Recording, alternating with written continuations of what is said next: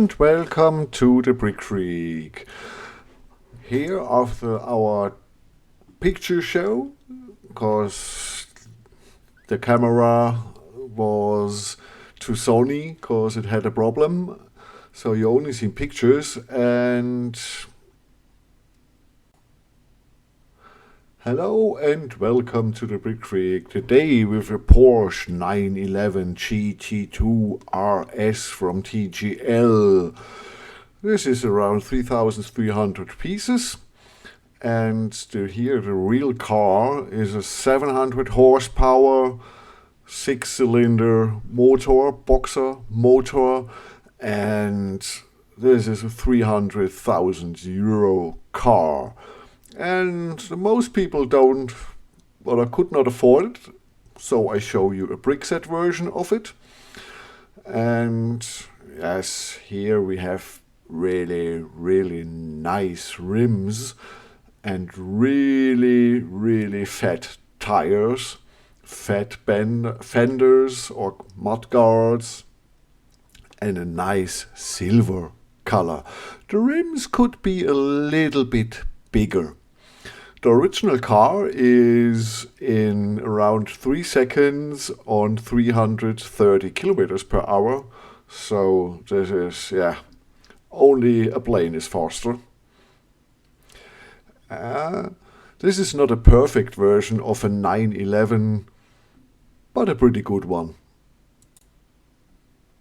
The instructions here are pretty good instructions, like mostly from TGL. You see here 1x8, T5026s for silver, 3,368 pieces. We have the new headlight shade. I don't know if it's a new mold from TGL.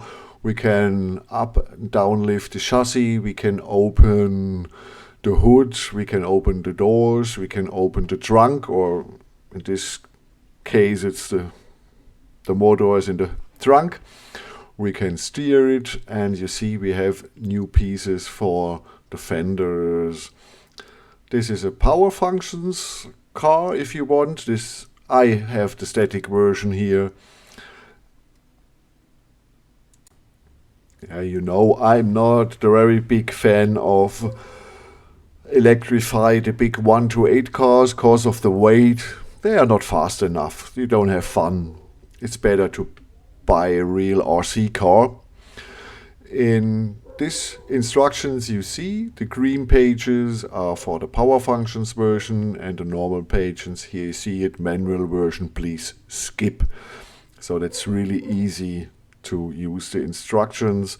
You see all the old building steps are desaturated and the new building steps are saturated. So that's nice. The glue of the instructions is not so good. Some pages getting loose. We have stickers in the set, not many, but some stickers. I used only the stickers for the navigation system in the interior. But like you see, in the render picture, TGL themselves don't use the stickers. That's strange. Lego and the other manufacturers do this. Here are the stickers.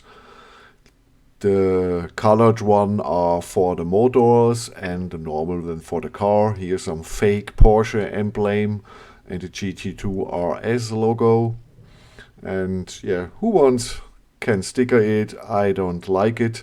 So the set comes in 14 bags, 10 for each building step, and 3 are pins and axles. And 1 bag was only 4 pieces in it, and 2 I didn't even need. So I believe these were spare parts, because perhaps some sets don't have them. I don't know exactly, but the color is really nice. The 10 building steps are really good from the size and the amount of pieces you have to assemble in each building step. That's really nice. And the assembly process is nearly the same like mostly all of this 1x8 cars. I had some problems when I have to assemble really a lot of pins or are longer axles going to many connectors. The TGL pins in the axles are really hard to get in. With the pins, okay, but with the axles, when you go to 10 connectors or something like that, that's really hard. The fenders are nice, a little bit overpowered, but the silver is really cool. And we have some golden parts for the mirrors, and the car is available in blue too. I had no missing pieces, so that's nice. There was only one gear was not molded fully. You see it. That was not the best place. I assembled it. It would be better here in the middle of the car. That would be the better place. But okay, you know always more after you did it. So my final thoughts about this, the new headlight shade. It's okay. It's okay. It's not perfect for a 911, but it's okay. But it's on a blue pin, and yeah, that's a transparent pin would be really nice in this situation. The same here on over the fender. You see the blue pins, and yes, TGL and all the other companies think that Lego is the gold standard, and they mostly do it the Lego way. But black ones would be a little bit better. The same silver, that would be really, really great. So this car is not a car for beginners, because the instructions are not so easy as Lego, and the techniques used are not so easy as Lego. But overall, it's a nice and good assembly. The one thing here in the middle, if you use this gear, you can adjust the height. But there's one thing was wrong how I assembled it, but I still can use here the gear under the car, so I can change the height of the suspension. And it's not only the chassis and the body, it's really the suspension that got shorter. So here you see we can open the hood, and in the hood we have the technique, the gear to open the doors. Sometimes you have to open a little bit to give it a little push, and then it works. But this is really boring function, and you really have to go a long way with the gear to open it. That's 1 or 2 times you will do it, then you won't do it again. So the interior is not so much, but it's a pretty red, and I think it looks really cool with the black and the silver of the car. Here you see we can adjust 4-wheel drive or 2-wheel drive, and this makes only sense if you have power functions on it. And so here show you, I close the doors again.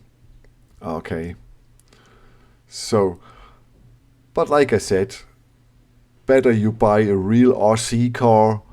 That's much better. The steering process from inside here, if you have big hands, it's not easy. There's no hand of God steering. And you see, we need a lot of space to turn our car around, and like mostly in the last cars, you need a lot of place to flip your car around. Here we have the trunk, but there's not much space because the motor block sits in front. This is a 6-cylinder boxer motor, but it's totally covered with transparent system pieces. But you see nicely the tubes. The tubes have not the same silver color that are the normal gray for these tubes you have always in the set. The car weighs around here, you see 2.3 kilogram, but with the motors, the motor box, the accu box and so on, you will be with 2,600 kilograms. and that's too much for too much weight for the motors. And you see here again, the tube again is here normal gray, not silver. It would be looking much cooler with the silver of the bricks.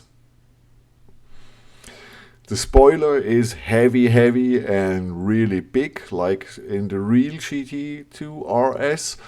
So we need a lot of downforce with this car, and this car has a really big amount of downforce. The Porsche 911 G2RS is really one of the best cars in the world to get high speeds in the curves. It's one of the fastest cars in curves you can buy on Earth. So here with our precision instrument we have 58 centimeters in length. The spoiler has 26 centimeters in width, and the height of our sports car is 14 centimeters. So you need a lot of space on the shelf. These 1x8 cars are really big and stealing your place. It looks really cool. The silver is really great with the red and the black. But we have nearly no technique inside it. So we have the motor you don't see later. We can only open the doors. Okay, we can adjust the height of the suspension, but it's not it's not so much technique in it. But the assembly is really nice. So the next sets here from me, Gregor, are a big sailing ship from the company Brubrex out of Germany. It's the world famous Gorg Fock, and then are two medieval sets from Morg on the way.